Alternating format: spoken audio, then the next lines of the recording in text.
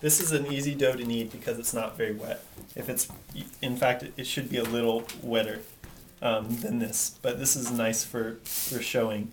If it's sticking to you a lot and everything, just have a little bowl of water ready, and you can dip your hands in water, and it'll make it so the dough doesn't stick to your hands. Folding and simply pushing back with your palm is a really simple way of doing that. Again, because this dough is really stiff, it's really easy to do that. And you want to just keep folding into the middle and pushing, folding into the middle and pushing. This is if you don't have a lot of time, but you want to be able to knead it and develop the gluten that you need for that first rise.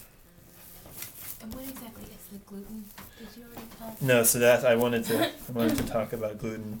So one of the main things you're doing when you're mixing, when you're going through the process of developing your dough, is you're looking for gluten formation, right? Gluten is the protein. It's actually two proteins.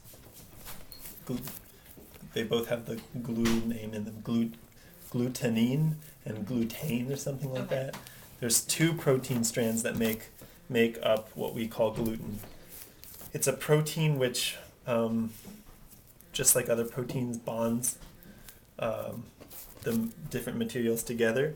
You can see gluten in something like this. It's the stretch. Right, the strands are Yeah. like that. Okay. That is the gluten forming. Okay. Also, the thing to gluten is something that's a lot of bakers talk about a lot because the gluten quality is what you're looking for in a dough.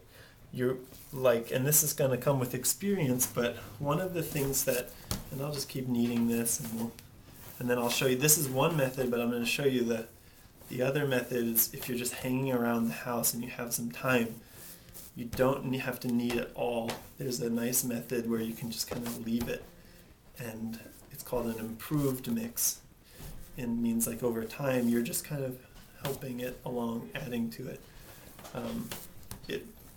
But if you're mixing by hand, there's almost no way to over knead a dough. You'll never, even if you're like rough and you're sweating, what you're doing is you're overlapping the gluten strands and developing them by giving them tension and pressure and pushing them together and continually overlapping them more and more, right? So what that's doing is it's making a dough which is at once together, but is still extensible, has like body and give, because when you finish and you put it into rise, that's going to tell you how good your gluten quality is, how well you've developed your dough. If the gluten quality is really good, if you've developed your dough well, then all of the gases that are created by the fermentation process, they're going to get trapped, and it's going to rise really nicely. It's going to rise really evenly, and then you're going to punch it back. It's gonna then when you're shaping, it's going to shape a lot easier. You're going to be able to shape it real nice and be like, oh, okay, I've got my bread in this nice little shape here. And then when you put it in the oven, and you slash it before you put it in the oven,